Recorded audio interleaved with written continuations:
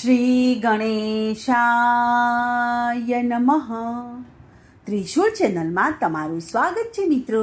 આજે હું તમારી સમક્ષ લઈને આવી છું પુરુષોત્તમ માસની કથા, ભોળી ભરવાડની કથા. એક નાનકડું એવું ગામ હતું.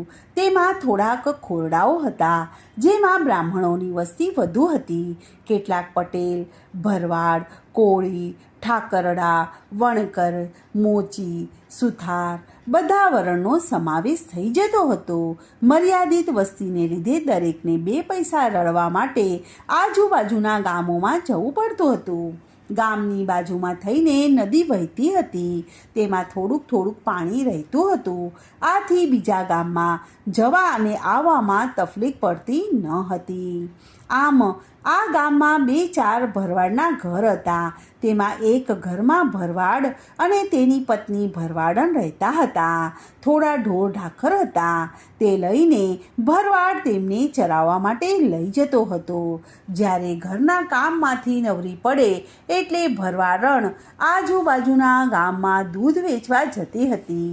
તેનું નામ ભોળી હતું અને સાચે જ તે ભોળી હતી. પુરુષોત્તમ માસ આવ્યો. ગામના ઘણા લોકોએ પુરુષોત્તમ વ્રત ચાલુ કર્યું, એટલે ભોળીએ પણ બધાની સાથે પુરુષોત્તમ વ્રત ચાલુ કર્યું. તે તો રોજ સવારે વહેલી ઉઠે, નદીએ નાહવા જાય અને કથા વાર્તા સાંભળે.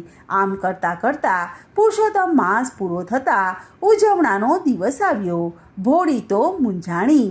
તેણે એક બ્રાહ્મણને જમાડવાનો વિચાર રાખ્યો. ભોળી આમંત્રણ આપવા માટે એક બ્રાહ્મણને ત્યાં ગઈ.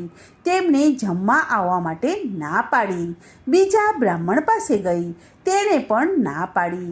તેને ત્યાં કોઈ પણ બ્રાહ્મણ આવવા માટે તૈયાર ન હતું.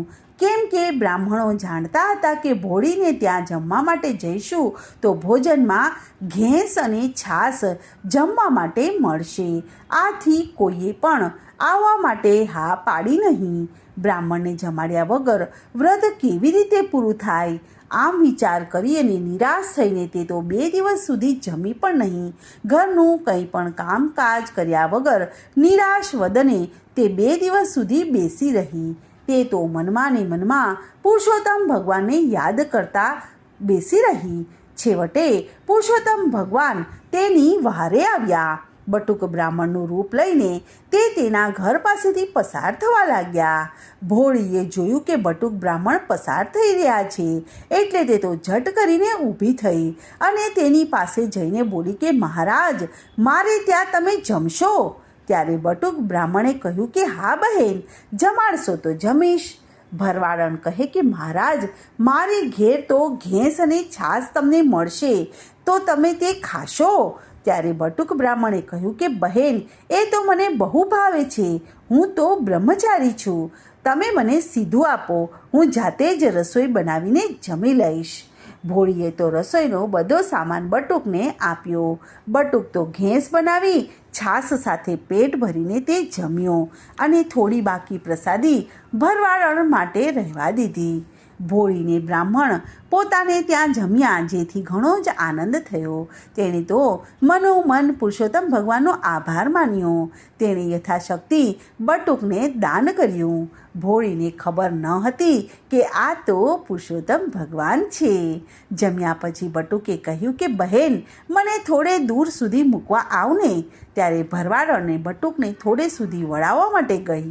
થોડે દૂર ગયા ત્યાં તો રસ્તામાં આમળાનું ઝાડ આવ્યું. બાળ સ્વભાવ મુજબ બ્રહ્મચારી તો આ આમળાના ઝાડ ઉપર ચડી જઈને ઝાડને જોરથી હલાવવા લાગ્યા. ઝાડને જોરથી હલાવતા ઝાડ ઉપરથી કેટલાક આમળા તૂટીને નીચે પડી ગયા. બટુકે નીચે ઉતરી અને ભરવાડને આ બધા આમળા ઘેર લઈ જવા માટે કહ્યું. ભરવાડને બધા આમળા પોતાની પાસે એક કપડું હતું તેમાં બાંધી દીધા. બટુકને વળાવીને તે તો ઘેર પાછી ફરી. 2 દિવસની તે ભૂખી હતી અને તેને કકડીને ભૂખ લાગી હતી. તેથી બટુકે રાખેલ પ્રસાદ લેવા માટે તેણે વિચાર કર્યો. તેણે તો હાંડલીમાં જોયું તો ઘેંસને બદલે મિષ્ટાન બની ગયું હતું. આ જોઈને તેને અચંબો થયો.